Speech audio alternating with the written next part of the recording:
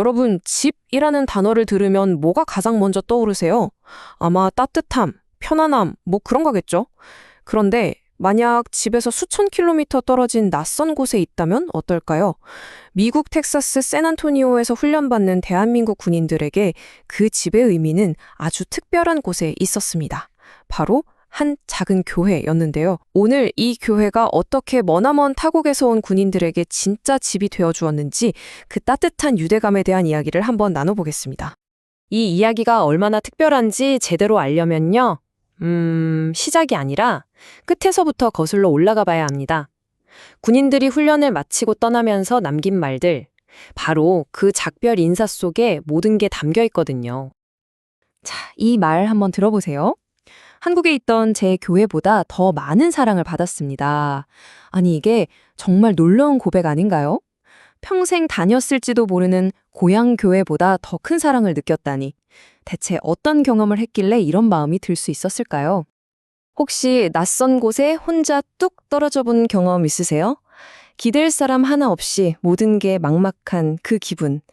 바로 이 군인들이 그랬을 겁니다. 이분들에게 교회는 그냥 예배드리는 곳이 아니었던 거죠. 낯설고 차가운 환경 속에서 기댈 수 있는 온기를 주는 생명줄 같았던 거예요. 이건 그냥 의례적인 인사가 아니죠. 마음 깊은 곳에서 우러나온 정말 잊지 못할 인연에 대한 진심 어린 감사잖아요. 그 이유를 제대로 알려면 이제 이 모든 걸 가능하게 만든 교회의 사명을 들여다봐야 합니다.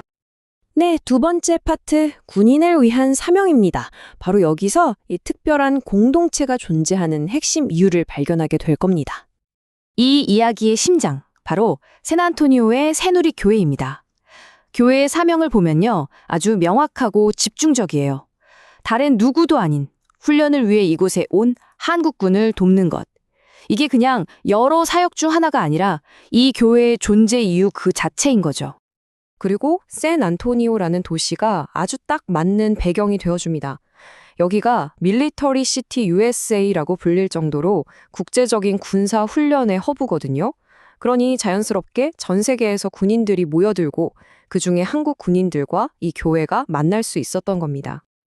자, 세 번째 파트, 집과 같은 안식처입니다. 사명은 알겠는데 그럼 실제로는 어떨까요? 도대체 뭘 해주길래 군인들이 여길 제2의 가족처럼 느끼는 걸까요? 군인들이 공통적으로 이야기하는 걸 들어보면 이게 그냥 일요일에 예배 한 번 드리는 수준이 아니에요. 일단 마음 편히 쉴 수 있는 공간이 되어주고요. 그리고 정말 중요한 거, 일주일에 딱 한 번 먹을 수 있는 바로 그 한식. 또 미국 생활이 낯서니까 실질적인 도움도 주고요.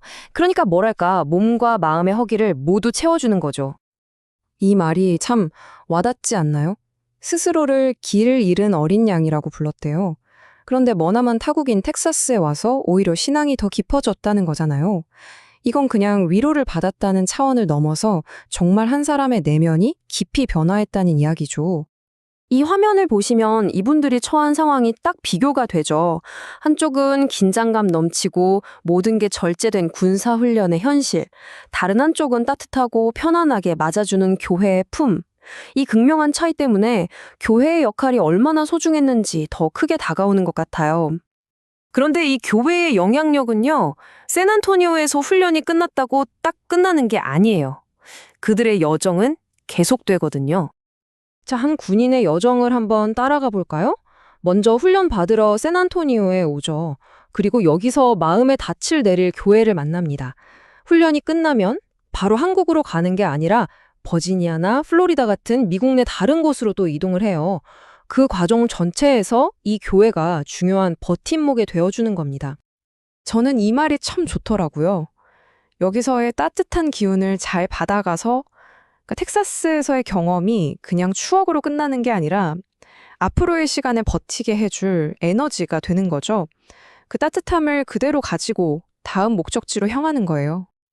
자, 이제 마지막으로 이 모든 게 그냥 갑자기 짠 하고 나타난 게 아니라는 걸 아셔야 해요. 아주 오랜 역사, 무려 40년에 걸친 환대의 역사가 쌓여서 만들어진 겁니다. 교회 역사를 쭉 훑어보면 이게 어제 오늘 일이 아니란 걸 알 수 있어요. 시작이 1985년이더라고요. 그동안 이름도 바뀌고 건물도 새로 지었지만 이 사명만큼은 변하지 않은 거죠. 곧 있으면 창립 40주년이라고 합니다. 40년 이상. 와, 정말 대단하지 않나요? 그 시간 동안 얼마나 많은 군인들이 이곳을 거쳐갔을까요?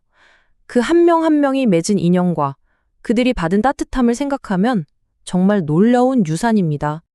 결국 이새누리교회의 이야기는 뭐랄까? 하나의 등대 같아요. 아무리 작은 공동체라도 명확한 사명과 따뜻한 마음만 있다면 머나먼 타국에서 길을 잃은 사람들에게 안전한 항구가 되어줄 수 있다는 걸 보여주는 거죠.